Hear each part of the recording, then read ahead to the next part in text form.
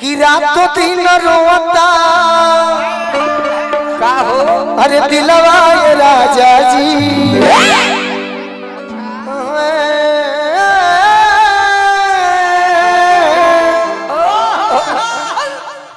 रातों दिन रोता अरे दिलवा ये राजा जी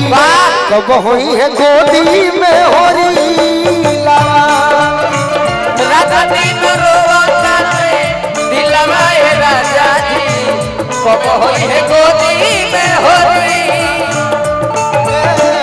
रातों दिन रोता दिलवा ये राजा जी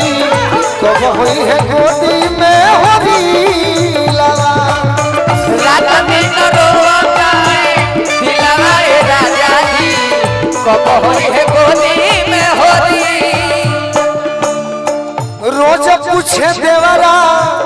हे भौजी रोज पूछे देवरा रंगीलवा ये राजा जी ए राजा जी रोज पूछे देवरा रंगीलवा ये राजा जी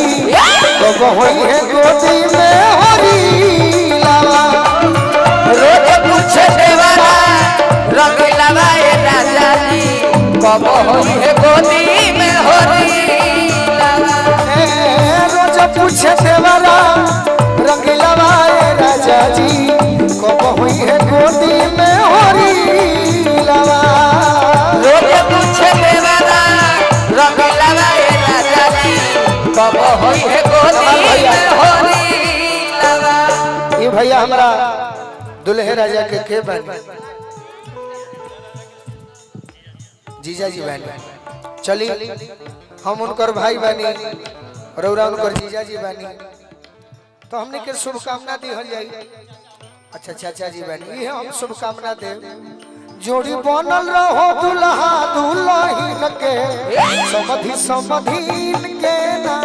जोड़ी बनल रहो दुल्हा दुल्हन के समधि समधीन के समधि समधीन के हो समधि समधीन के समधि समधीन के हो समधि समधीन के जोड़िया बनल रहो जोड़िया बनल रहो दुल्हा दुल्हन के समधि समधीन के ना जोड़ी बनल रहो दुल्हा दुल्हन के समधि समधीन के ना रात दिन रोता दिलवा ये राजा जी कब हुई है गोदी में होरी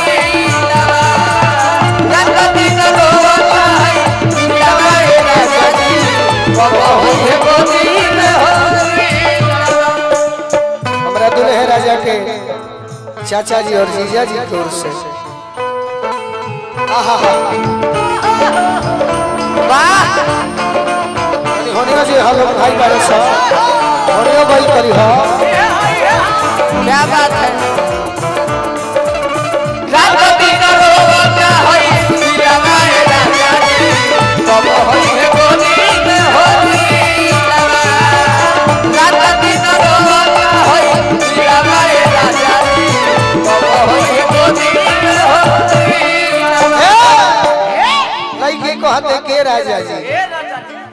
हम कोनो भी बात मंच पर बोली तो उससे बुरा मत मानिए श्रोता खातिर बोल दिला मजा लेवे खातिर हाँ जी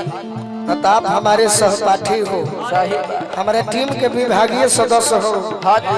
बाकी जैसन काम बनो वैसन बना लिहल करिए सही बात लड़की कहते के राजा जी ए राजा का गोतियों में आदि में एक करे बच्चा राजा एक करे बच्चा राजा हो एक करे बच्चा राजा तो बारू में भई बहुत ही खराजा बहुत ही खराजा हो बहुत ही खराजा मम्मी बनी गईल देखी के हो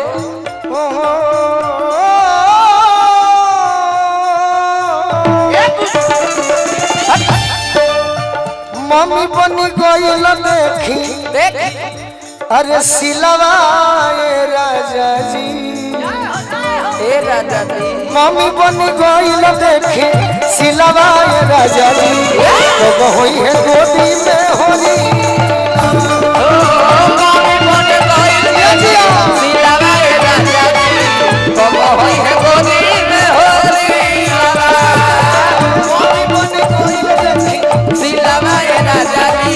कब होई है गोदी में होरी एगो लाई याद आ गई कब तनी सबका के सुनल को सुना दी नया ऐसे गाओ तनी यूट्यूबर भाई हमारे मित्र हलो हां जी ये लोग के नया नया दे देम तो तनी ठीक रहेला सही ई के हुनानु कहि के गीतिया मंच पर गावत रे आ जौन गौले वाली सब हमरे हो हां जी बाकी तार बियाह जब ना भई रहे हां हां 1 घंटा पहले सपना देखनी है का कि तोरो मरद के नाम गोलुए राजा हो हां जी फोन करके कहतरू यही सिवान बाजार में एक दिन मिलल हां हां पाटलिपुत्र होटल में वाह तो फोन करके कहलू कौन गलती कोई पहिला भेंट में अरे कौन गलती कोई पहिला भेंट में राजा जी राजा जी दर्द होता पेट में राजा जी मजा नहीं मिले चॉकलेट में वाह मजा नहीं मिले चॉकलेट में राजा जी दर्द होता पेट में राजा जी दर्द होता पेट में रात दिन रोता होई दिलवा राजा जी कब होई है गोदी में होरी रात दिन रोता होई दिलवा राजा जी कब होई है गोदी में होरी और का और कोनो मनावे जाई हम देवता पीतो हम देवता पीतर हो हम देवता पीतर तुम कुछ होत नहीं खे कोखिया के भीतर गोखिया के भीतर हो गोखिया के भीतर जइया हमार बबुआ हो जइन मुस्कान जी हां जी तो गांव में बटैती बानी का हो तारा सामान के हां हां तारा से बनवा के सही कि गांव में बटैती बानी का चीज अरे तिलवा ए राजा जी ए राजा जी आए दादा ये तिलवा ना खाई जितेंद्र भैया कलकत्ता से आयल बनी हमारे का आशीर्वाद देले बनी ये लकठो खाई जितेंद्र लाला जी कलकत्ता से कि गांव में बटैती बानी